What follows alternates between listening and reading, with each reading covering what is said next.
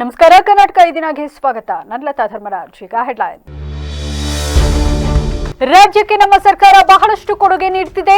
ರಾಜ್ಯದಲ್ಲಿ 61 ರೈಲ್ವೆ ನಿಲ್ದಾಣ ಕಾಮಗಾರಿ ಪ್ರಗತಿಯಲ್ಲಿದೆ. ರೈಲ್ವೆ ಕೇಂದ್ರ ಸಚಿವ ವಿ ಸೋಮಣ್ಣ ಹೇಳಿಕೆ.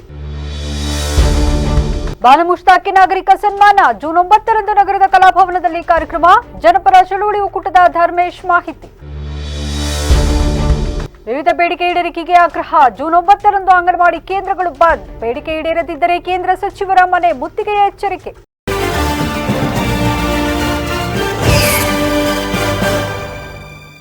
ರಾಜ್ಯದಲ್ಲಿ 61 ಅಮೃತ್ ಭಾರತ ರೈಲ್ವೆ ನಿಲ್ದಾಣ ಕಾಮಗಾರಿ ಪ್ರಗತಿಯಲ್ಲಿದ್ದು, ರಾಜ್ಯಕ್ಕೆ ನಮ್ಮ ಸರ್ಕಾರ ಬಹಳಷ್ಟು ಕೊಡುಗೆಯನ್ನ ನೀಡುತ್ತಿದೆ ಎಂದು ಕೇಂದ್ರ ರೈಲ್ವೆ ಖಾತೆಯ ರಾಜ್ಯ ಸಚಿವ ವಿ ಸೋಮಣ್ಣ ಹೇಳಿಕೆ ನೀಡಿದರು. ಕಲಬುರಗಿಯಲ್ಲಿ ಸುದ್ದಿಗೋಷ್ಠಿ ನಡೆಸಿ ಮಾತನಾಡಿದ ಅವರು, ಕಲಬುರಗಿ ರೈಲ್ವೆ ವಿಭಾಗ ಸ್ಥಾಪನೆಯ ಬೇಡಿಕೆಯನ್ನು ಪರಿಶೀಲಿಸಲಾಗುವುದು. ಮುಂಬೈ ಸೋಲಾಪುರ ವಂದೇ ಭಾರತ್ ರೈಲು ಕಲಬುರಗಿವರೆಗೆ ವಿಸ್ತರಣೆ ಮಾಡುವ ಪ್ರಕ್ರಿಯೆ ನಡೆಯುತ್ತಿದ್ದು, ವಾಡಿ ಗದಗ ರೈಲ್ವೆ ಮಾರ್ಗವನ್ನು 3 ವರ್ಷಗಳಲ್ಲಿ ಪೂರ್ಣಗೊಳ್ಳಲಿದ್ದು, ಪ್ರಯಾಣಿಕರ ಅನುಕೂಲಕ್ಕಾಗಿ ಕಲಬುರಗಿ ಬೆಂಗಳೂರು ನಡುವೆ ಹೊಸ ರೈಲು ಸೇವೆ ಆರಂಭಿಸುವ ಬಗ್ಗೆ ಚಿಂತನೆ ನಡೆಸಲಾಗುವುದು ಎಂದರು. ಇನ್ನು ಕಲಬುರಗಿಯಲ್ಲಿ ನೀರಿಗಾಗಿ ಹೋರಾಟ ಮಾಡಿದ ರೈತರು ಮತ್ತು ಸ್ವಾಮೀಜಿಗಳ ಮೇಲೆ ಪೊಲೀಸರು ಎಫ್ಐಆರ್ ದಾಖಲಿಸಿದ ವಿಚಾರವಾಗಿ ಮಾತನಾಡಿದ ಕೇಂದ್ರ ಸಚಿವ ವಿ ಸೋಮಣ್ಣ, 5 ತಾಲೂಕಿಗೆ 25 ಟಿಎಂಸಿ ನೀರು ಮಾತ್ರ ನೀಡಲಾಗಿದ್ದು, ರೈತರು ಹೆಚ್ಚು ನೀರಿಗಾಗಿ ಬೇಡಿಕೆ ಇಟ್ಟು ತಮ್ಮ ಹಕ್ಕನ್ನ ಕೇಳಿದ್ದಕ್ಕೆ ಅವರ ಮೇಲೆ ಕೇಸ್ ಹಾಕಲಾಗಿದೆ. ಕುಣಿಗಲ್ ಹಾಗೂ ಕನಕಪುರಕ್ಕೆ ಬೇರೆ ಲಿಂಕ್ ಕೆನಾಲ್ ಮಾಡಬೇಕು ಮತ್ತು ರಾಜ್ಯ ಸರ್ಕಾರ ಕೂಡಲೇ ಜಲತಜ್ಞರ ಸಭೆ ಕರೆದು ಸಮಸ್ಯೆ ಬಗೆಹರಿಸಬೇಕು ಎಂದು ಆಕ್ರೋಶ ವ್ಯಕ್ತಪಡಿಸಿದರು. 61 ಅಮೃತ್ ಭಾರತ್ ಸ್ಟೇಷನ್ನು ಈಗಾಗಲೇ ಪ್ರಾರಂಭವಾಗಿ ಕೆಲಸ ನಡೀತಾವೆ. ಮೊನ್ನೆ ರಾಷ್ಟ್ರದ ಪ್ರಧಾನಮಂತ್ರಿಗಳು 103 ಅಮೃತ್ ಭಾರತ್ ಸ್ಟೇಷನ್ನಲ್ಲಿ ಕರ್ನಾಟಕ ಕೂಡ 5 ಸೇರಿತ್ತು. ಅದಲ್ಲದೆ 25, 26 ಸುಮಾರು 25-30ಕ್ಕೂ ಮೇಲ್ಪಟ್ಟು ನಾನು ಇನ್ನೂ ಕೂಡ ಇನ್ಕ್ಲೂಡ್ ಮಾಡ್ತಕ್ಕಂಥ ಈಗಾಗಲೇ ಆಗಿದೆ. ಅದು ಕೂಡ ಆದೇಶವನ್ನು ಮಾಡ್ತಾಯಿದ್ದೀವಿ. ನಮ್ಮ ಆಶಯ ಇಷ್ಟೇ, ತಾಲೂಕಿನಲ್ಲಿ ಇಳಿದ್ರೆ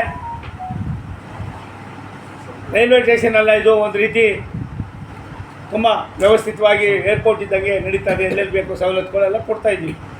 ಜಿಲ್ಲಾ ಕೇಂದ್ರಗಳಲ್ಲಂತೂ ನಾವು ಎಷ್ಟು ಮಟ್ಟಿಗೆ ಮಾಡ್ತಾಯಿದ್ದೀವಿ ಅನ್ನೋದು ತಮ್ಗೆ ಗೊತ್ತಿದೆ. ಅದನ್ನು ಮಾಡ್ತಾಯಿದ್ದೀವಿ. ನಮ್ಮ ಬಡ್ಜೆಕ್ಟು 2,65,000 ಕೋಟಿ, 2,65,00,000 ಕೋಟಿಗಳು ನಮ್ಮ ಬಡ್ಜೆಕ್ಟು. ಕರ್ನಾಟಕಕ್ಕೆ ಹಿಂದೆ ಕೊಡ್ತಾ ಇದ್ದು UPA ಗೌರ್ಮೆಂಟ್ನಲ್ಲಿ 800-850. ಕನ್ನಡ ಸಾಹಿತ್ಯ ಪರಿಷತ್, ಜನಪರ ಚಳವಳಿಗಳ ಒಕ್ಕೂಟ, ಕನ್ನಡಪರ ಸಂಘಟನೆಗಳು, ವಿವಿಧ ಸಂಘ ಸಂಸ್ಥೆಗಳು, ನಾಗರಿಕ ಸಮಿತಿ, ದಲಿತ ಸಂಘಟನೆಗಳ ಆಶ್ರಯದಲ್ಲಿ ಜೂನ್ 9ರಂದು ನಗರದಲ್ಲಿ ಬೂಕರ್ ಅಂತಾರಾಷ್ಟ್ರೀಯ ಪ್ರಶಸ್ತಿ ಪುರಸ್ಕೃತ ಸಾಹಿತಿ ಬಾನು ಮುಷ್ತಾಕ್ ಅವರಿಗೆ ನಾಗರಿಕ ಸನ್ಮಾನ ಹಮ್ಮಿಕೊಳ್ಳಲಾಗಿದೆ. ಹಾಸನದಲ್ಲಿಂದು ಪತ್ರಿಕಾಗೋಷ್ಠಿಯಲ್ಲಿ ವಿಷಯ ತಿಳಿಸಿದ ಜನಪರ ಚಳುವಳಿ ಒಕ್ಕೂಟದ ಧರ್ಮೇಶ್, ಜಿಲ್ಲೆಯ ಹೆಮ್ಮೆಯ ಸಾಹಿತಿ ಬಾನು ಮುಷ್ತಾಕ್ ಅವರಿಗೆ ಅಂತಾರಾಷ್ಟ್ರೀಯ ಪ್ರಶಸ್ತಿ ಬಂದಿರುವುದು ಕನ್ನಡ, ಕರ್ನಾಟಕ ಮತ್ತು ಇಡೀ ಭಾರತಕ್ಕೆ ಹೆಮ್ಮೆ ತರುವ ಸಂಗತಿ. ಇನ್ನು ಈ ಹಿನ್ನೆಲೆ ಜೂನ್ 9ರಂದು ಬೆಳಗ್ಗೆ 10 ಗಂಟೆಗೆ ನಗರದ ಹಾಸನಾಂಬ ಕಲಾಕ್ಷೇತ್ರದಲ್ಲಿ ಬಾನು ಮುಷ್ತಾಕ್ ಮತ್ತು ದೀಪಾ ಭಾಸ್ತಿ ಅವರಿಗೆ ನಾಗರಿಕ ಸನ್ಮಾನ ಕಾರ್ಯಕ್ರಮವನ್ನು ಕನ್ನಡನಾಡಿನ ಹಿರಿಯ ಸಾಹಿತಿ ನಾಡೋಜ ಡಾ ಬರ್ಗೂರು ರಾಮಚಂದ್ರಪ್ಪ ಉದ್ಘಾಟಿಸಿ ಮಾತನಾಡಲಿದ್ದು, ಅಂದು ಬೆಳಗ್ಗೆ ಜಿಲ್ಲಾಧಿಕಾರಿ ಕಚೇರಿ ಆವರಣದಿಂದ ವಿವಿಧ ಜನಪದ ಕಲಾ ತಂಡಗಳ ಮೆರವಣಿಗೆ ಆರಂಭವಾಗಲಿದೆ. ಜಿಲ್ಲೆಯ ಸಾಹಿತಿಗಳು, ಎಲ್ಲ ಜನಪರ ಕನ್ನಡಪರ ಸಂಘಟನೆಗಳು ಮತ್ತು ಸಂಘ ಸಂಸ್ಥೆಗಳ ಪದಾಧಿಕಾರಿಗಳು ಮತ್ತು ಸದಸ್ಯರು, ವಿದ್ಯಾರ್ಥಿಗಳು ಹಾಗೂ ನಾಗರಿಕರು ಹೆಚ್ಚಿನ ಸಂಖ್ಯೆಯಲ್ಲಿ ಭಾಗವಹಿಸುವಂತೆ ಮನವಿ ಮಾಡಿದರು. ಭಾಷೆಗೆ ಪ್ರಮುಖವಾಗಿ ಹಾಸನ ಜಿಲ್ಲೆಯ ಜನರಾದ ನಾವು ಅತ್ಯಂತ ಹೆಮ್ಮೆ ಪಡಬೇಕಾಗಿರ್ತಕ್ಕಂಥ ಒಂದು ಸಂಗತಿ ಅಂತಾರಾಷ್ಟ್ರೀಯ ಮಟ್ಟದಲ್ಲಿ ಜರುಗಿದೆ. ಅದು ಬೂಕರ್ ಅಂತಾರಾಷ್ಟ್ರೀಯ ಪ್ರಶಸ್ತಿಯನ್ನು ನಮ್ಮ ಎಲ್ಲರ ಒಡನಾಡಿ ಮತ್ತು ವಕೀಲರು, ಸಾಹಿತಿಗಳು ಆಗಿರ್ತಕ್ಕಂಥ ಜನಪರ ಚಳವಳಿಯ ಒಡನಾಡಿಯಾಗಿರ್ತಕ್ಕಂಥ ಶ್ರೀಮತಿ ಬಾನು ಮುಷ್ತಾಕ್ ಅವರಿಗೆ ಅವರ ಕೃತಿಗೆ ಬೂಕರ್ ಪ್ರಶಸ್ತಿ ಲಭಿಸಿದೆ. ಸೊ ಇದು ಬಹಳ ಅತಿ ಮುಖ್ಯವಾದ ಘಟನೆ. ಅವರ ಕೃತಿಗೆ ಶಾರ್ಟ್ ಲಿಸ್ಟ್ ಆದಾಗಲೇ ನಾವೆಲ್ಲರೂ ಕೂಡ ಸಂಭ್ರಮ ಪಟ್ಟಿದ್ವಿ. ಕನ್ನಡಕ್ಕೆ ಸಿಗ್ತಕ್ಕಂಥ ಒಂದು ಮೊದಲ ಗೌರವ ಅಂತ. ಭಾರತಕ್ಕೆ ಅದರಲ್ಲೂ ಪ್ರಮುಖವಾಗಿ ಭಾರತದ ಒಂದು ಪ್ರಾದೇಶಿಕ ಭಾಷೆಗೆ ಸಿಗ್ತಾ ಇರ್ತಕ್ಕಂಥ ಮೊದಲ ಗೌರವ ಇದು. ಇದರೊಳಗೆ ಇಂಗ್ಲೀಷ್ ಕೃತಿಗಳಿಗೆ ಸಿಗ್ತಾಯಿತ್ತು. ಅರುಂಧತಿ ರಾಯ್ ಅವರಿಗೆ ಇಂಗ್ಲೀಷ್ ಕೃತಿ ಸಿಕ್ಕಿತ್ತು, ಅರವಿಂದ್ ಅಡಿಗಾರು ಸಿಕ್ಕಿತ್ತು. ಒಂದು ಪ್ರಾದೇಶಿಕ ಭಾಷೆಗೆ ಮನ್ನಣೆ ಸಿಕ್ಕಿರ್ತಕ್ಕಂಥ ಬಹಳ ಮುಖ್ಯವಾಗಿರ್ತಕ್ಕಂಥ ಸಂಗತಿ. ಇವತ್ತು ಕನ್ನಡ ಭಾಷೆ, ಕನ್ನಡ ಪತ್ರಿಕಾಗೋಷ್ಠಿಯಲ್ಲಿ HP ಮೋಹನ್, ಹಾಸನ ಜಿಲ್ಲಾ ಪತ್ರಕರ್ತರ ಸಂಘದ ಮಾಜಿ ಅಧ್ಯಕ್ಷ ರವಿ ನಾಕಲ್ಗೂಡು, ಕನ್ನಡ ಸಾಹಿತ್ಯ ಪರಿಷತ್ ಸಂಘಟನಾ ಕಾರ್ಯದರ್ಶಿ ಪ್ರಕಾಶ್, ದಲಿತ ಮುಖಂಡರ ಕೃಷ್ಣದಾಸ್, ಎಸ್ಎಸ್ ಪಾಷಾ, ರಾಜುಗರೂರ್ ಸೇರಿದಂತೆ ಇತರರು ಹಾಜರಿದ್ದರು. ಕರ್ನಾಟಕ ರಾಜ್ಯ ಅಂಗನವಾಡಿ ನೌಕರರ ಸಂಘ ಸಿಐಟಿಯು ನೇತೃತ್ವದಲ್ಲಿ 2 ದಿನಗಳ ಕಾರ್ಯಕರ್ತರ ವ್ಯಕ್ತಿತ್ವ ವಿಕಸನ ಶಿಬಿರ ನಗರದ ರಂಗೋಲಿ ಹಳ್ಳದ ಶ್ರೀ ನೀಲಕಂಠೇಶ್ವರ ಕಲ್ಯಾಣ ಮಂಟಪದಲ್ಲಿ ಶುರುವಾಗಿದೆ. ಶಿಬಿರದಲ್ಲಿ ಅಂಗನವಾಡಿ ನೌಕರರ ಸಂಘದ ಜಿಲ್ಲಾಧ್ಯಕ್ಷರಾದ ಎಂಬಿ ಪುಷ್ಪ ಮಾತನಾಡಿ, ಅಂಗನವಾಡಿ ನೌಕರರು 50 ವರ್ಷಗಳಿಂದ ಐಸಿಡಿಎಸ್ ಅಡಿ ದುಡಿಯುತ್ತಿದ್ದಾರೆ. ಆದ್ದರಿಂದ ಸಾಮಾಜಿಕ ನ್ಯಾಯದ ಹಿನ್ನೆಲೆಯಲ್ಲಿ ಈ ಯೋಜನೆಯನ್ನ ಕಾಯಂ ಮಾಡಬೇಕು. ಅಲ್ಲಿ ತನಕ ಕನಿಷ್ಠ ವೇತನ ನೀಡಬೇಕು. ಫಲಾನುಭವಿಗಳ ಘಟಕ ವೆಚ್ಚ ಹೆಚ್ಚಳ ಮಾಡಬೇಕು. ಈ ಎಲ್ಲ ಬೇಡಿಕೆ ಈಡೇರಿಕೆಗೆ ಆಗ್ರಹಿಸಿ ಜುಲೈ 9ರಂದು ಅಂಗನವಾಡಿ ಕೇಂದ್ರಗಳನ್ನು ಬಂದ್ ಮಾಡಿ ಸಾಮೂಹಿಕ ಬಂಧನಕ್ಕೊಳಗಾಗುವ ಮುಖಾಂತರ ಸಾರ್ವತ್ರಿಕ ಮುಷ್ಕರ ಹಮ್ಮಿಕೊಳ್ಳಲಾಗಿದೆ. ಅಲ್ಲದೆ ಇದೇ ಬೇಡಿಕೆಗಳಿಗಾಗಿ ಡಿಸೆಂಬರ್ನಲ್ಲಿ ಅನಿರ್ದಿಷ್ಟಾವಧಿ ಕೇಂದ್ರ ಸಚಿವರ ಮನೆಗಳನ್ನು ಮುತ್ತಿಗೆ ಹಾಕಲಾಗುವುದು ಎಂದರು. ನಮಸ್ಕಾರ. ಅಂಗನವಾಡಿ ನೌಕರರ ಒಂದು ವಿಭಾಗವಾರು ಶಿಬಿರಗಳು ಎಲ್ಲ ಕಡೆಯಲ್ಲಿ ಕೂಡ ನಡೀತಾ ಇದ್ದಾವೆ.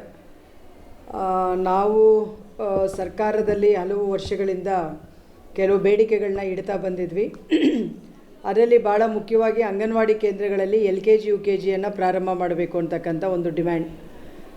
ಸರ್ಕಾರ 2024 ಜೂನ್ 20ನೇ ತಾರೀಕಿಗೆ ಮಾನ್ಯ ಮುಖ್ಯಮಂತ್ರಿಗಳೇ ಒಟ್ಟಿಗೆ ನಡೆದಂಥ ಒಂದು ಜಂಟಿ ಸಭೆಯಲ್ಲಿ ಅವರು ತಾತ್ವಿಕವಾಗಿ ಅಂಗನವಾಡಿ ಕೇಂದ್ರಗಳಲ್ಲೇ LKG UKG ಮಾಡಬೇಕು ಅಂತಕ್ಕಂಥ ಒಂದು ನಿಲುಮೆಗೆ ಅವರು ಬಂದಿದ್ದರು ಮತ್ತು ಪ್ರಕಟಣೆ ಹೊರಡಿಸಿದರು. ಅದರ ಪ್ರಕಾರ ಇವತ್ತು ಕರ್ನಾಟಕದಲ್ಲಿ ಸುಮಾರು 17,500 ಅಂಗನವಾಡಿ ಕೇಂದ್ರಗಳಲ್ಲಿ LKG UKGಗಳು ಪ್ರಾರಂಭ ಆಗಿದ್ದಾವೆ. ಆದರೆ ನಮಗೆ ಆಶಯ ಇರುವಂಥದ್ದು ಕರ್ನಾಟಕ ರಾಜ್ಯದ ಎಲ್ಲ ಅಂಗನವಾಡಿ ಕೇಂದ್ರಗಳು ಅಂದರೆ ಸುಮಾರು 69,000 ಅಂಗನವಾಡಿ ಕೇಂದ್ರಗಳಿದ್ದಾವೆ. ಅದು ಎಲ್ಲ ಕಡೆಯಲ್ಲಿ ಕೂಡ ಈ LKG UKGಯನ್ನು ಪ್ರಾರಂಭಿಸಬೇಕು ಅನ್ನುವಂಥದ್ದನ್ನು ನಾವು ಈ ಮುಖಾಂತರ ಡಿಮ್ಯಾಂಡ್ ಮಾಡ್ತಾಯಿದ್ದೀವಿ.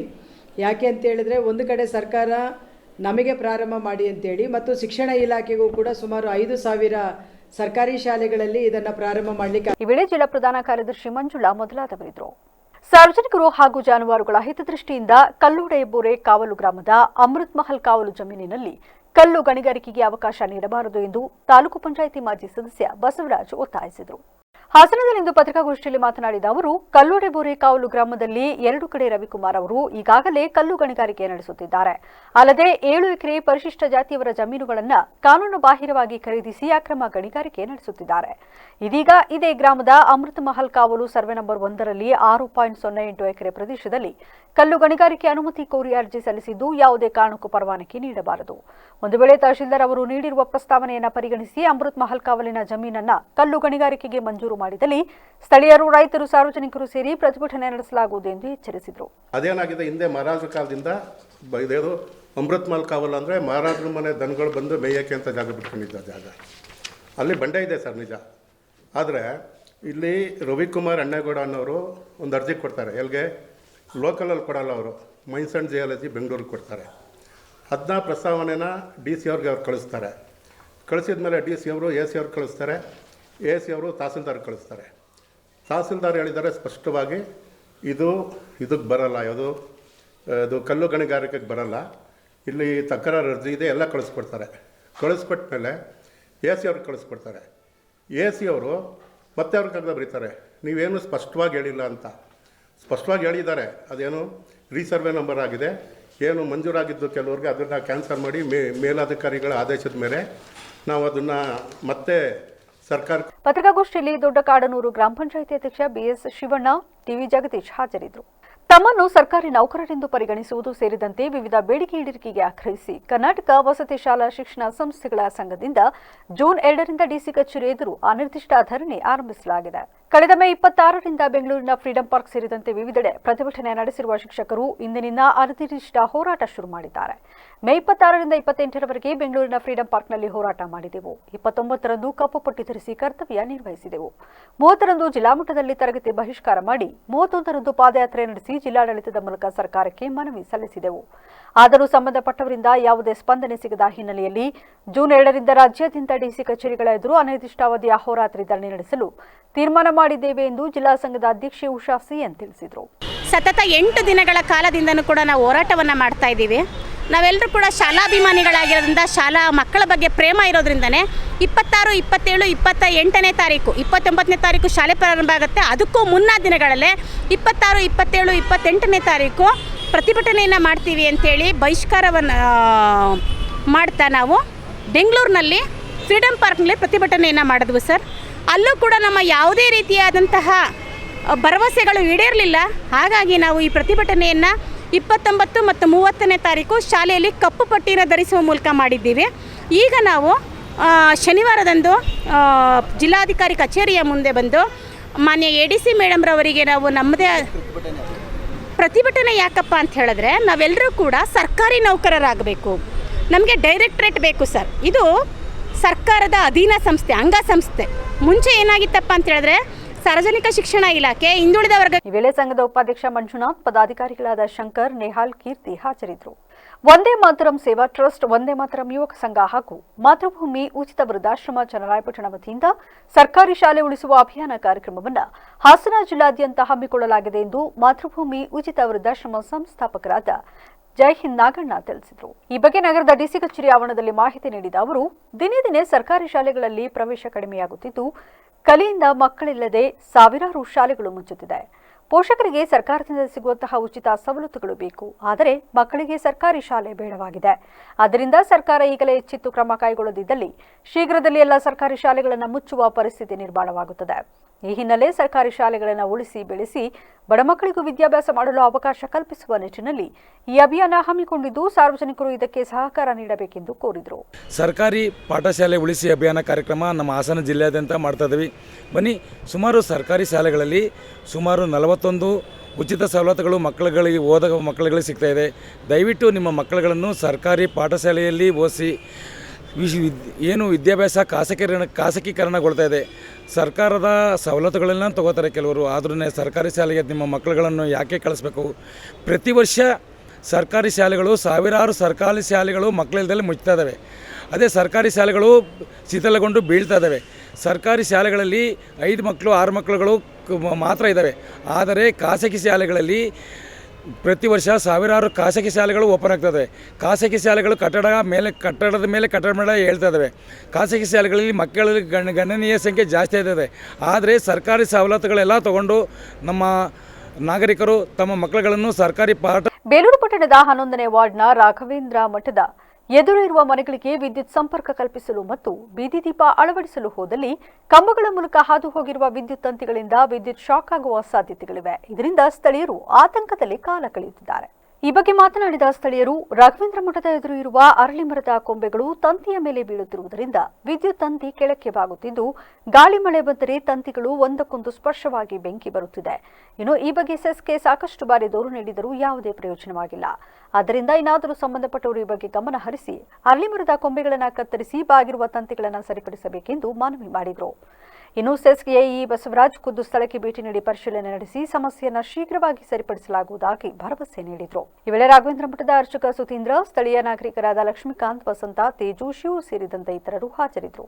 ಸಂವಿಧಾನ ಮತ್ತು ಶಿಕ್ಷಣ ನನಗೆ ಕಾಯಕವನ್ನ ನೀಡಿದೆ ಎಂದು ನಿವೃತ್ತ ಅಂಚೆ ಪಾಲಕರಾದ ಉಮೇಶ್ ನುಡಿದಿದ್ದಾರೆ. 28 ವರ್ಷಗಳಿಂದ ಅಂಚೆ ಇಲಾಖೆಯಲ್ಲಿ ರಾಜ್ಯದ ವಿವಿಧೆಡೆಗಳಲ್ಲಿ ಕಾರ್ಯನಿರ್ವಹಿಸಿದ ಇವರು ವೃತ್ತಿಯ ಕಡೆಯ ಹಂತದಲ್ಲಿ ಹೊಳೆನರಸೀಪುರದ ಅಂಚೆ ಕಚೇರಿಯಲ್ಲಿ ಅಂಚೆ ಪಾಲಕರಾಗಿ ಕಾರ್ಯನಿರ್ವಹಿಸಿದ್ರು. ಸಿಬ್ಬಂದಿ ವರ್ಗ ಮತ್ತು ಸ್ನೇಹಿತರೆಲ್ಲರೂ ಸೇರಿ ಹೊಳೆನರಸೀಪುರ ಅಂಚೆ ಕಚೇರಿಯ ಸಭಾಂಗಣದಲ್ಲಿ ಬೀಳ್ಕೊಡುಗೆ ಸಮಾರಂಭ ಕಾರ್ಯಕ್ರಮವನ್ನು ಆಯೋಜಿಸಿದ್ರು. ಈ ವೇಳೆ ಮಾತನಾಡಿದ ಅವರು ತಮ್ಮ ಸೇವಾನುಭವವನ್ನ ಹಂಚಿಕೊಂಡರು. ಬೆಳ್ತಂಗಡಿ ತಾಲೂಕಿನ ಕುಯೂರು ಗ್ರಾಮದಲ್ಲಿ ಜನಿಸಿದ ಉಮೇಶ್ ಅವರು ಬಾಲ್ಯದಲ್ಲಿ ಬಡತನದ ಸಮಸ್ಯೆಯನ್ನ ನೋಡಿ ಬೆಳೆದವರು. ಪದವಿ ಪೂರ್ವ ಶಿಕ್ಷಣ ಪಡೆದ ಇವರಿಗೆ ಅಂಚೆ ಇಲಾಖೆ ಕಾಯಕ ನೀಡಿತು. ದಕ್ಷತೆ, ಪ್ರಾಮಾಣಿಕತೆ ಮತ್ತು ಶಿಸ್ತುಬದ್ಧವಾಗಿ ಇಲಾಖೆ ಕೆಲಸವನ್ನ ಕಲಿತು ಮತ್ತು ಒಂದು ಕಪ್ಪು ಚುಕ್ಕಿ ಇಲ್ಲದಂತೆ ಕರ್ತವ್ಯ ನಿರ್ವಹಿಸಿ ನಿವೃತ್ತರಾಗಿದ್ದಾರೆ. ಇವರ ಪತ್ನಿ ವಿನಯರಾಣಿಯವರು ಹಾಸನದಲ್ಲಿ ಪಬ್ಲಿಕ್ ಪ್ರಾಸಿಕ್ಯೂಟರ್ ಆಗಿ ಕಾರ್ಯನಿರ್ವಹಿಸುತ್ತಿದ್ದು ನೆಮ್ಮದಿಯ ಸಂಸಾರಿಕ ಜೀವನವನ್ನ ನಡೆಸುತ್ತಿದ್ದಾರೆ. ಈ ಸಂದರ್ಭದಲ್ಲಿ ನಿವೃತ್ತರಾದ ಉಮೇಶ್ ಮತ್ತು ದಂಪತಿಗಳನ್ನ ಸನ್ಮಾನಿಸಿ ಗೌರವಿಸಲಾಯಿತು. ನಾನು ಮೊದಲನೇದಾಗಿ ನನ್ನ ಡಿಪಾರ್ಟ್ಮೆಂಟ್ಗೆ ಮತ್ತೆ ಈ ದೇಶದ ಸಂವಿಧಾನಕ್ಕೆ ದೊಡ್ಡ ಸಲ್ಲಿಕೆ. ಪಡೆಯುವ ಸಂಬಳಕ್ಕೆ ತಕ್ಕ ಕೆಲಸ ಮಾಡಿಲ್ಲ ಅಂತ ನನಗೆ ಅನಿಸ್ತದೆ. ಹೀಗೆ ಈ ಕೆಲಸ ಎಲ್ಲ ನೋಡಿದರೆ ಇನ್ನೂ 1-2 ವರ್ಷ ಬೇಕಿತ್ತು ಅನ್ನಿಸ್ತದೆ. ಡಿಪಾರ್ಟ್ಮೆಂಟ್ ಯಾವ ಕೆಲಸ ಕೊಟ್ಟರೂ ಮಾಡಬೇಕು. ಈ ಸಂದರ್ಭದಲ್ಲಿ ಸಿಬ್ಬಂದಿ ವರ್ಗದವರಾದ ಜಯಕುಮಾರ್, ಆನಂದ್, ಮಹೇಶ್, ಸುರೇಶ್, ರವೀಂದ್ರ, ಕಲ್ಪನಾ ಮತ್ತಿತರರು ಉಪಸ್ಥಿತರಿದ್ದರು. ಚಾಮರಾಜನಗರ ಜಿಲ್ಲೆಯ ಕೊಳ್ಳೇಗಾಲ ಪಟ್ಟಣದಲ್ಲಿಂದು ತಮಿಳು ನಟ ಕಮಲ್ ಹಾಸನ್ ವಿರುದ್ಧ ಕರ್ನಾಟಕ ರಕ್ಷಣಾ ವೇದಿಕೆಯ ಟಿಎ ನಾರಾಯಣಗೌಡ ಬಣದ ವತಿಯಿಂದ ಬೃಹತ್ ಪ್ರತಿಭಟನೆ ನಡೆಸಲಾಯಿತು. ಈ ವೇಳೆ ಕೊಳ್ಳೇಗಾಲ ತಾಲೂಕು ಅಧ್ಯಕ್ಷ ಅಯಾಜ್ ಮಾತನಾಡಿ, ಕನ್ನಡ ಭಾಷೆ ಮತ್ತು ಸಂಸ್ಕೃತಿಯ ರಕ್ಷಣೆಗಾಗಿ ಕಾರ್ಯನಿರ್ವಹಿಸುತ್ತಿರುವ ಕರ್ನಾಟಕ ರಕ್ಷಣಾ ವೇದಿಕೆಯು ಕಮಲ್ ಹಾಸನ್ ಅವರು ಕನ್ನಡ ಭಾಷೆಯ ಬಗ್ಗೆ ಲಘುವಾಗಿ ಮಾತನಾಡಿರುವ ಧೋರಣೆಯನ್ನು ತೀವ್ರವಾಗಿ ಖಂಡಿಸುತ್ತದೆ ಎನ್ನುತ್ತಾ ಕರ್ನಾಟಕ ಸರ್ಕಾರ ಮತ್ತು ಕರ್ನಾಟಕ ಚಲನಚಿತ್ರ ವಾಣಿಜ್ಯ ಮಂಡಳಿಯು ಕಮಲ್ ಹಾಸನ್ ಅಭಿನಯದ ತಗ್ ಲೈಫ್ ಸಿನಿಮಾ ಬಿಡುಗಡೆಗೆ ಕರ್ನಾಟಕದಲ್ಲಿ ಅವಕಾಶ ನೀಡದಂತೆ ಒತ್ತಾಯಿಸಿದರು. ಈ ಸಂದರ್ಭದಲ್ಲಿ ಕರವೇ ವೇದಿಕೆ ತಾಲೂಕು ಗೌರವಾಧ್ಯಕ್ಷರಾದ ಇದ್ರೀಸ್ ಪಾಷಾ, ಉಪಾಧ್ಯಕ್ಷರಾದ ಅಬ್ದುಲ್, ಕಾರ್ಯದರ್ಶಿಗಳಾದ ಮೊಹಮ್ಮದ್ ಸಮೀರ್, ಮಹಿಳಾ ಸಂಘದ ಅಧ್ಯಕ್ಷರಾದ ರಾಜೇಶ್ವರಿ ಸೇರಿದಂತೆ ಇತರರು ಉಪಸ್ಥಿತರಿದ್ದರು. ಶಿರಸಿಯಲ್ಲಿ ಇತ್ತೀಚೆಗೆ ಜಾನುವಾರು ಕಳ್ಳತನದ ಸಿಸಿಟಿವಿ ವಿಡಿಯೋಗಳು ಸಾಮಾಜಿಕ ಜಾಲತಾಣಗಳಲ್ಲಿ ಹರಿದಾಡುತ್ತಿದ್ದು, ಜಿಲ್ಲಾ ಪೊಲೀಸ್ ವರಿಷ್ಠಾಧಿಕಾರಿ ಎಂ ನಾರಾಯಣರವರು ಗೋ ಕಳ್ಳತನ ಪ್ರಕರಣ ಭೇದಿಸುವಂತೆ ಎಲ್ಲಾ ಠಾಣೆಗಳಿಗೆ ಸೂಚನೆ ನೀಡಿದ್ರು. ಈ ಹಿನ್ನೆಲೆ ರಸ್ತೆಗಿಳಿದ ಶಿರಸಿ ಪೊಲೀಸರು ಮಹತ್ವದ ಕಾರ್ಯಾಚರಣೆ ನಡೆಸಿ ವಾಹನವೊಂದರಲ್ಲಿ ಹಿಂಸಾತ್ಮಕವಾಗಿ ಶಿರಸಿ ತಾಲೂಕಿನ ಚಿಪ್ಪಗಿ ಮಾರ್ಗವಾಗಿ ಹಾನಗಲ್ ತಾಲೂಕಿನ ಅಕ್ಯಾಲೂರಿಗೆ ಸಾಗಿಸಲಾಗುತ್ತಿದ್ದ 1 ಹಸು, 1 ಎಮ್ಮೆ ಹಾಗೂ 3 ಕರು ಸೇರಿ ಒಟ್ಟು 5 ಜಾನುವಾರುಗಳನ್ನು ವಶಕ್ಕೆ ಪಡೆದು ರಕ್ಷಿಸಿದ್ದಾರೆ.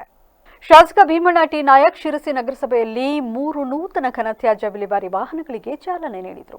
ಈ ವೇಳೆ ಮಾತನಾಡಿದ ಅವರು, ನಗರಸಭೆಯಲ್ಲಿ ಈಗಾಗಲೇ 14 ವಾಹನಗಳು ತ್ಯಾಜ್ಯ ವಿಲೇವಾರಿಗಾಗಿ ಬಳಕೆಯಾಗುತ್ತಿದ್ದು, ಅಗತ್ಯವಿದ್ದರಿಂದ ಮತ್ತೆ 3 ವಾಹನಗಳನ್ನು ಖರೀದಿಸಿ ಮನೆ ಮನೆ ತ್ಯಾಜ್ಯ ವಿಲೇವಾರಿಗೆ ಸೇರ್ಪಡಿಸಲಾಗಿದೆ ಎಂದರು.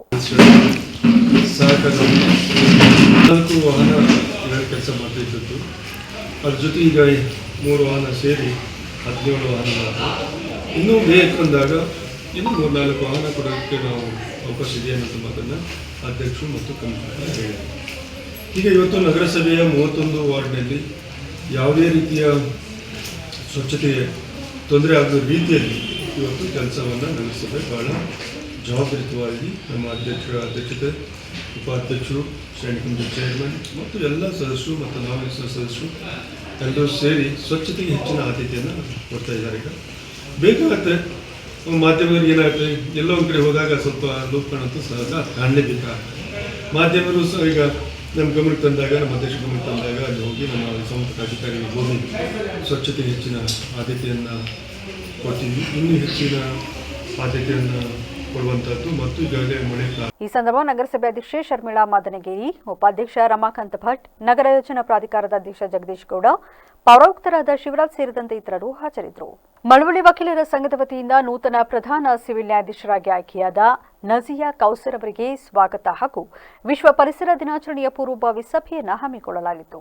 ಈ ವೇಳೆ ಪ್ರಧಾನ ಸಿವಿಲ್ ನ್ಯಾಯಾಧೀಶರಾದ ಶ್ರೀಮತಿ ನಜಿಯಾ ಕೌಸರ್ ಅವರನ್ನು ಸ್ವಾಗತಿಸಿ ಮಾತನಾಡಿದ ವಕೀಲರ ಸಂಘದ ಅಧ್ಯಕ್ಷ ಸುಂದರ್, ಜೂನ್ 5ರ ವಿಶ್ವ ಪರಿಸರ ದಿನಾಚರಣೆಯನ್ನು ಈ ಬಾರಿ ವಕೀಲರ ಸಂಘ, ಕಾನೂನು ಸೇವಾ ಸಮಿತಿ ಹಾಗೂ ಎಲ್ಲ ಇಲಾಖೆಯ ಅಧಿಕಾರಿಗಳ ಜೊತೆಗೂಡಿ ಅದ್ದೂರಿ ಆಚರಣೆ ಮಾಡುವ ಗುರಿ ಹೊಂದಿದ್ದು, ಇದಕ್ಕೆ ಎಲ್ಲರ ಸಹಕಾರ ನೀಡಬೇಕೆಂದು ಮನವಿ ಮಾಡಿದರು. ಕರ್ನಾಟಕ ನಾಟಕ ಅಕಾಡೆಮಿಯವರು 2005ರಲ್ಲಿ 100 ವರ್ಷ ತಲುಪಿತು. ಈ ಅಮ್ಮನಿಗೆ 1905 ಮಳವಳ್ಳಿ ಸುಂದರಮ್ಮ 1905ರಲ್ಲಿ ಹುಟ್ಟಿದಂಥವ್ರು. ಅವರ ತಂದೆ ಮಳವಳ್ಳಿಯವರೇ ಆಗಿರ್ತಕ್ಕಂಥ ಪಿಟೀಲು ಸುಬ್ಬಣ್ಣವರು ಭಾಳ ಹೆಸರಾಂತ ಪಿಟೀಲು ವಾದಕರು, ಅರಮನೆಯಲ್ಲಿದ್ದಂಥವ್ರು. ಅವರ ಮಗಳಾಗಿರ್ತಕ್ಕಂಥ ಈ ಕದರಿಯ ಶಾರದೆ ಬಹುಶಃ ನನಗೆ ತಿಳಿದ ಮಟ್ಟಿಗೆ ಮೊತ್ತ ಮೊದಲ ರಂಗಕಲಾವಿದೆ. ಅದನ್ನು 2005ರಲ್ಲಿ ಇವರ ಶತಮಾನೋತ್ಸವವನ್ನು ಆಚರಿಸ್ತಾರೆ ನಾಟಕಕ್ಕೆ. ಎಂಥ ದುರಂತ ಅಂದರೆ, ಅಭಿನಯ ಶಾರದೆ ಇವರ ಸಂಗೀತ ಸುಭದ್ರ ಅನ್ನುವಂಥ ಒಂದು ನಾಟಕ ನಾನಂತೂ ನೋಡಿರಲಿಲ್ಲ. ಸಂಗೀತ ಸುಭದ್ರ ಅಂತೇಳಿ ಜಿ ನಾಗೇಶ್ ರಾಯರು ಅಲ್ವಾ, ಜಿ ನಾಗೇಶ್ ರಾಯರು, ಅರ್ಜುನ, ಸುಂದರಮ್ಮ, ಸುಭದ್ರ. ಆ ನಾಟಕವನ್ನು ಸಂಗೀತ ಸುಭದ್ರ ಅಂತ ಕರೆದರು. ಸುಭದ್ರ ಪರಿಣಯ ಅಂತ ಇದ್ದಿದ್ದು ಸಂಗೀತ ಸುಭದ್ರ ಅಂತ. ಯಾಕೆ ಸಂಗೀತ ಸುಭದ್ರ ಅಂತ? ಸಂಗೀತ ಪ್ರಧಾನವಾಗಿತ್ತು. ಈ ವೇಳೆ ಹಿರಿಯ ಸಿವಿಲ್ ನ್ಯಾಯಾಧೀಶ ಮಹೇಂದ್ರ, ಹೆಚ್ಚುವರಿ ಸಿವಿಲ್ ನ್ಯಾಯಾಧೀಶ ಕಾವ್ಯಶ್ರೀ, ಪ್ರಧಾನ ಕಾರ್ಯದರ್ಶಿ ನಟೇಶ್ ಸೇರಿದಂತೆ ಹಲವರು ಉಪಸ್ಥಿತರಿದ್ದರು. ಮಳವಳ್ಳಿಯ ಶಾಂತಿ ಸಮುದಾಯ ಭವನದಲ್ಲಿಂದು ಮಳವಳ್ಳಿ ಸುಂದರಮ್ಮ ರಂಗಭೂಮಿ ಸೇವಾ ಚಾರಿಟೇಬಲ್ ಟ್ರಸ್ಟ್ ಅನ್ನು ಕರ್ನಾಟಕ ಸಂಘದ ಅಧ್ಯಕ್ಷ ಪ್ರೊಫೆಸರ್ ಜಯಪ್ರಕಾಶ್ ಉದ್ಘಾಟಿಸಿದರು. ಈ ವೇಳೆ ಮಾತನಾಡಿದ ಅವರು, ಒಂದು ಕಾಲದಲ್ಲಿ ರಂಗಭೂಮಿಯ ಕಲಾವಿದರಿಗೆ ಸಾಕಷ್ಟು ಬೇಡಿಕೆ ಇತ್ತು. ರಂಗಭೂಮಿ ಕಲಾವಿದರ ಬಗ್ಗೆ ಈಗಿನ ತಲೆಮಾರಿನವರಿಗೆ ತಿಳಿಸಿಕೊಡುವ ಅವಶ್ಯಕತೆ ಇದು. ಅದಕ್ಕಾಗಿ ರಂಗಭೂಮಿಯ ಹಳೆಯ ಕಲಾವಿದರ ಬಗ್ಗೆ ಸಂಶೋಧನೆ ಮಾಡಬೇಕು ಹಾಗೂ ಟ್ರಸ್ಟ್ ಮೂಲಕ ರಂಗಭೂಮಿಯನ್ನು ಉಳಿಸಬೇಕು ಎಂದರು. ಪಂಚಾಯತಿಯಿಂದ ನಮ್ಮ ಜಾಥಾ ಹೊರಡುತ್ತೆ. ಆ ಜಾಥಾದಲ್ಲಿ ಯಾರು ಭಾಗವಹಿಸ್ತಾರೆ ಅಂತಂದರೆ, ನಾವು ಅಂದ್ಕೊಂಡಿರೋದು 1,000 ಜನ ಸ್ಟೂಡೆಂಟ್ಸ್ಗಳು, ಹೈಸ್ಕೂಲ್ ಮಟ್ಟದ 1,000 ಸ್ಟೂಡೆಂಟ್ಸ್ಗಳು ಇರ್ತಾರೆ. ಮತ್ತು ಅಂಗನವಾಡಿ ಕಾರ್ಯಕರ್ತರು ಇರ್ತಾರೆ, ಮತ್ತು ಆಶಾ ಕಾರ್ಯಕರ್ತರು ಇರ್ತಾರೆ, ಮತ್ತು ನಮ್ಮ ತಾಲೂಕಿನ ಎಲ್ಲ ಅಧಿಕಾರಿ ವೃಂದದವರು ಇರ್ತಾರೆ, ಪೊಲೀಸ್ ಇಲಾಖೆ ಸಹಿತವಾಗಿ ಮತ್ತು ಎಲ್ಲರೂ ಇರ್ತಾರೆ, ಮತ್ತು ನಮ್ಮ ನ್ಯಾಯಾಲಯದ ಸಿಬ್ಬಂದಿ ವರ್ಗದವರು ಇರ್ತಾರೆ. ವಕೀಲರಿಗೆ ಈ ಮೂಲಕ ತಿಳಿಸೋದಿಷ್ಟೇ, ವೈಯಕ್ತಿಕವಾಗಿ ಹೇಳ್ತಿರೋದು, ಎಲ್ಲರೂ ಕಡ್ಡಾಯವಾಗಿ ಭಾಗವಹಿಸಬೇಕು. ನಾವು ಚೆನ್ನಾಗಿ ಮಾಡೋಣ, ಬೇರೆ ತಾಲೂಕು ಬೇರೆ ಡಿಸ್ಟಿಕ್ಕಿಂತ ತುಂಬ ವಿಭಿನ್ನವಾಗಿ ಒಂದು ಕಾರ್ಯಕ್ರಮವನ್ನು ಪರಿಸರ ದಿನಾಚರಣೆ ಮಾಡೋಣ. ಬೇರೆ ಕಾರ್ಯಕ್ರಮಗಳಿಗಿಂತ ಇದು ತುಂಬ ಚೆನ್ನಾಗಿ ಮಾಡಬೇಕಿದು, ಒಂದು ಇಂಪಾರ್ಟೆಂಟ್ ಇರೋಂಥ ಕಾರ್ಯಕ್ರಮ. ಮತ್ತು ರಸ್ತೆ ಬದಿಯಲ್ಲಿ ಗಿಡ ನೆಡೋ ಪ್ರೋಗ್ರಾಮ್ ಎಲ್ಲ ಇದೆ. ಮತ್ತು ಅದೇ ರೀತಿ ಇದು ಡಿಗ್ರಿ ಕಾಲೇಜಲ್ಲಿ ನಮ್ಮ ಜಾಥಾ ಮುಕ್ತಾಯಗೊಂಡು ಅಲ್ಲಿ ಒಂದು ಚಿಕ್ಕದಾದ ಒಂದು ಕಾರ್ಯಕ್ರಮ ಇರುತ್ತೆ. ಕಾರ್ಯಕ್ರಮದಲ್ಲಿ ಎಲ್ಲ ಆವಾಗಲೇ ಹೇಳಿದಂಗೆ ಎಲ್ಲ ಸ್ಟೂಡೆಂಟ್ಸ್. ಕಾರ್ಯಕ್ರಮದಲ್ಲಿ ಟ್ರಸ್ಟ್ನ ಸಂಸ್ಥಾಪಕ ಹಾಗೂ ಅಧ್ಯಕ್ಷರಾದ ವಡರಹಳ್ಳಿ ಚೌಡೇಶ್, ಕಲಾವಿದೆ ಕೆಂಪಮ್ಮ, ಡಾಕ್ಟರ್ ಶಂಕರೇಗೌಡ, ಹಿರಿಯ ರಂಗಭೂಮಿ ಕಲಾವಿದ ಕಿರಗಸೂರು ರಾಜಪ್ಪ ಸೇರಿದಂತೆ ಹಲವರು ಉಪಸ್ಥಿತರಿದ್ದರು. ಈಗ ಸಂಕ್ಷಿಪ್ತ ಸುದ್ದಿಗಳು. ಕಲಬುರಗಿ ಜಿಲ್ಲೆಯ ಜೇವರ್ಗಿ ತಾಲೂಕಿನ ಹರನೂರು ಗ್ರಾಮ ಪಂಚಾಯಿತಿ ಮುಂಭಾಗದಲ್ಲಿಂದು ನೆಟೆ ರೋಗದಿಂದ ಹಾಳಾದ ತೊಗರಿ ಬೆಳೆಗೆ ಪರಿಹಾರ ಮತ್ತು ನರೇಗಾದಲ್ಲಿ ಕೆಲಸ ನೀಡುವಂತೆ ಒತ್ತಾಯಿಸಿ ಕರ್ನಾಟಕ ಪ್ರಾಂತ ರೈತ ಸಂಘದ ತಾಲೂಕು ಘಟಕದ ಮುಖಂಡರು, ಕಾರ್ಯಕರ್ತರು ಮತ್ತು ರೈತರು ತಲೆಯ ಮೇಲೆ ಕಲ್ಲು ಹೊತ್ತು ವಿನೂತನವಾಗಿ ಪ್ರತಿಭಟನೆ ನಡೆಸಿದರು. ಕಲಬುರಗಿ ನಗರದ ಜಿಲ್ಲಾಧಿಕಾರಿ ಕಚೇರಿ ಮುಂಭಾಗದಲ್ಲಿಂದು ಪ್ರತಿಭಟನೆ ನಡೆಸಿದ ವಿಎಚ್ಪಿ ಮತ್ತು ಬಜರಂಗ ದಳ ಸದಸ್ಯರು ಬಕ್ರೀದ್ ಹಬ್ಬದ ಹಿನ್ನೆಲೆ ಜಿಲ್ಲೆಗೆ ವಿವಿಧ ಕಡೆಯಿಂದ ಸಾಕಷ್ಟು ಗೋವುಗಳು ರಫ್ತಾಗುತ್ತಿರುವ ಹಿನ್ನೆಲೆ ಗೋಹತ್ಯೆ ಮತ್ತು ಗೋ ಸಾಗಾಟವನ್ನು ನಿಷೇಧಿಸಿ ಜಿಲ್ಲಾಡಳಿತ ಕಟ್ಟುನಿಟ್ಟಾದ ಕ್ರಮಗಳನ್ನು ಕೈಗೊಳ್ಳಬೇಕೆಂದು ಆಗ್ರಹಿಸಿದರು. ಈಗ ಮತ್ತೊಮ್ಮೆ ಹೆಡ್ಲೈನ್ಸ್. ರಾಜ್ಯಕ್ಕೆ ನಮ್ಮ ಸರ್ಕಾರ ಬಹಳಷ್ಟು ಕೊಡುಗೆ ನೀಡುತ್ತಿದೆ. ರಾಜ್ಯದಲ್ಲಿ 61 ರೈಲ್ವೆ ನಿಲ್ದಾಣ ಕಾಮಗಾರಿ ಪ್ರಗತಿಯಲ್ಲಿದೆ. ರೈಲ್ವೆ ಕೇಂದ್ರ ಸಚಿವ ವಿ ಸೋಮಣ್ಣ ಹೇಳಿಕೆ. ಬಾನು ಮುಷ್ತಾಕ್ಗೆ ನಾಗರಿಕ ಸನ್ಮಾನ. ಜೂನ್ 9ರಂದು ನಗರದ ಕಲಾಭವನದಲ್ಲಿ ಕಾರ್ಯಕ್ರಮ. ಜನಪರ ಚಳುವಳಿ ಒಕ್ಕೂಟದ ಧರ್ಮೇಶ್ ಮಾಹಿತಿ. ವಿವಿಧ ಬೇಡಿಕೆ ಈಡೇರಿಕೆಗೆ ಆಗ್ರಹ. ಜೂನ್ 9ರಂದು ಅಂಗನವಾಡಿ ಕೇಂದ್ರಗಳು ಬಂದ್. ಬೇಡಿಕೆ ಈಡೇರದಿದ್ದರೆ ಕೇಂದ್ರ ಸಚಿವರ ಮನೆ ಮುತ್ತಿಗೆಯ ಎಚ್ಚರಿಕೆ. ಇದಾಗಿತ್ತು ಇಲ್ಲಿವರೆಗಿನ ನ್ಯೂಸ್ ಅಪ್ಡೇಟ್ಸ್. ನಿರಂತರ ಸುದ್ದಿಗಾಗಿ ನೋಡ್ತಾರೆ ವಿವಿಸಿ ನ್ಯೂಸ್. ಇದು ಜನರ ಧ್ವನಿ. ಸತ್ಯದ ಕಡೆ ನಮ್ಮ ನಡೆ.